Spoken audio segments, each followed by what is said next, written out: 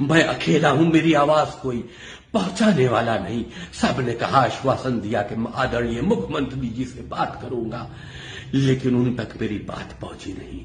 बहुत दुखी मन से देश के राष्ट्रपति महोदया से अपील की है, इच्छा मृत्यु के लिए पत्र लिखा है कि मुझे अनुमति दी जाए।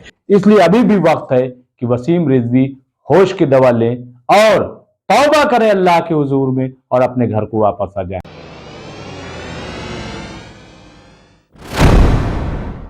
आदाब, मैं हूं मुमताज आलम रिजवी और आज बात करूंगा मैं जितेंद्र नारायण सिंह उर्फ वसीम रिजवी की।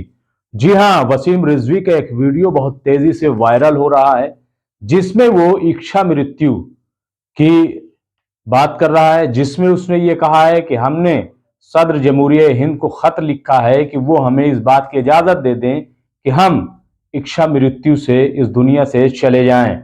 यही नहीं बल्कि वो कह रहा है कि मैं अनाथ हो गया, मैं यतीम हो गया और मेरी बात सुनने वाला कोई नहीं है।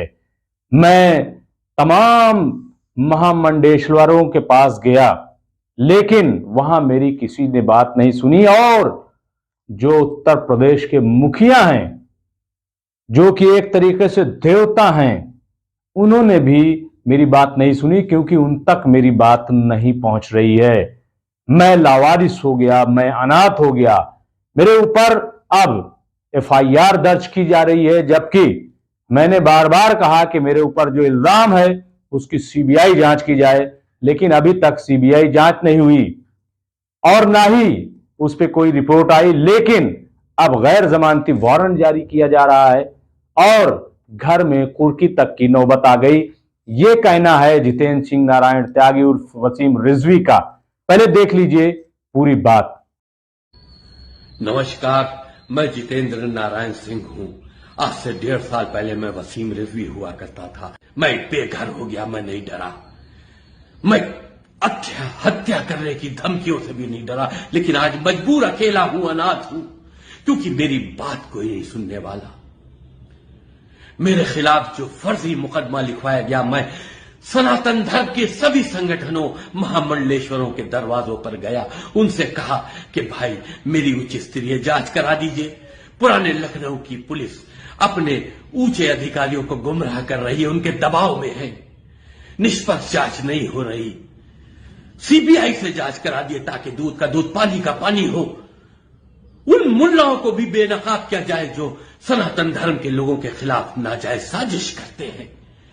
लेकिन हालात बद से बदतर हो गए। मेरे खिलाफ फर्जी मुकदमों में चार्जशीटें भेजी जा रही हैं। चौक से भेजी गई, थाना चौक से भेजी गई, थाना शहादतगंज से भेजी गई। अब तो मुझ पे गैर जमानती वारंट लेकर मेरे घरों की कुर्की की नौबत आ गई है। मैंने बहुत दुखी मन से देश के राष्ट्रपति महोदया से अपील की है, इच्छा मृत्यु के लिए पत्र लिखा है कि मुझे अनुमति दी जाए, क्योंकि मैं बहुत डिप्रेशन में हूं। रोज एक कदम अपनी सुसाइड की तरफ बढ़ रहा हूं। मैं अकेला हूं, मेरी आवाज कोई पहुंचाने वाला नहीं। सबने कहा, आश्वासन दिया कि मैं आदरणीय मुख्यमंत्री जी से बात करूंगा, लेकिन उन तक मेरी बात पहुंची नहीं, क्योंकि वो न्याय का देवता है। अगर उन तक मेरी बात पहुंचती तो आज मेरा हाल ये ना होता, मुझको भी न्याय मिलता। मैं मजबूर हूं, मेरी मदद कीजिए। तो देखा आपने कि वसीम रिजवी अब किस तरीके से गिड़गिड़ा रहा है, लेकिन अब भी वसीम रिजवी गलती पर है। अगर वो चाहता है कि उसकी जान बच जाए, अगर वो चाहता है कि वो अपने परिवार वालों से मिल जाए, अगर वो चाहता है कि वो अनाथ वाली जिंदगी से बाहर आ जाए, तो अब भी मौका है। अल्लाह जो है वो हर गलती को माफ करता है और सबसे बड़ा माफ करने वाला अगर कोई है तो वो है अल्लाह। अल्लाह से अगर वो माफी मांग ले कि उसने जो गलतियां की हैं, जिस तरीके के इल्जामात उसने दीन पर लगाए, जिस किस्म के इल्जामात उसने कुरान मजीद पर लगाए हैं, जाहिर है कि अगर उसके लिए वो माफी मांग ले तो कम से कम वो जो आज अनाथ की जिंदगी गुजार रहा है वो न गुजारे। जो आज वो अपने घर से दूर हो गया है उसकी घर वापसी हो सकती है और यही असल में घर वापसी होगी। मैंने एक बार बात कही थी कि आप देखिए कि हजरत आदम अलैहिस्सलाम ने भी एक गलती की कि गंदुम को छू लिया, और इसी तरीके से इब्लीस ने भी गलती की कि उसने अल्लाह के कहने पर आदम अलैहिस्सलाम को सजदा नहीं किया, लेकिन आदम अलैहिस्सलाम ने जो गलती की उसके लिए उन्होंने माफी मांग ली, गिड़गिड़ाए, रोए अल्लाह के हुजूर में, और जब माफी मांग ली तो अल्लाह ने उन्हें माफ कर दिया। लेकिन इब्लीस ने आज तक गलती नहीं मानी, तो उसका नतीजा आप देखिए कि आज भी वो शैतान बना फिर रहा है। तो जो इंसान अपने गलती का एतराफ कर ले तो आदम कहलाता है, इंसान कहलाता है, और जो गलती का एतराफ न करे वो इब्लीस बनकर फिरता रहता है। तो इसलिए अगर वसीम रिजवी ये चाहते हैं कि वो उनकी गलतियों को माफ कर दिया जाए और वो अनाथ की जिंदगी से बाहर निकल जाए, तो जाहिर है कि उसके लिए यही जरूरी है कि वो अपनी गलती का एतराफ कर ले और वो जैसे पहले जिंदगी गुजार रहा था वैसे ही जिंदगी गुजारे। तो जाहिर है कि मौत तो सबको आनी है, आज न सही तो कल सबको इस दुनिया से जाना है। लेकिन जिस किस्म की जिंदगी वो जी रहे हैं, जाहिर है कि वो जिंदगी नहीं है बल्कि वो मौत से भी बदतर जिंदगी है।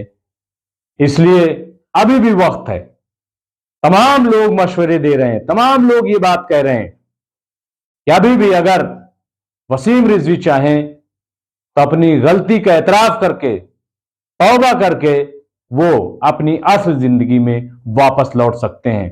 और जैसा कि वो खुद कह रहे हैं कि उनकी बात कोई सुनने वाला नहीं, कोई ना उनके साथ ऋषि है, ना कोई उनके साथ मुनि है, न कोई मंडेश्वर है और न कोई तंजीम है, वो तन्हा रह गए हैं। यहां तक कि उनकी बात कोई कहीं तक पहुंचाने वाला नहीं। इसका क्या मतलब है?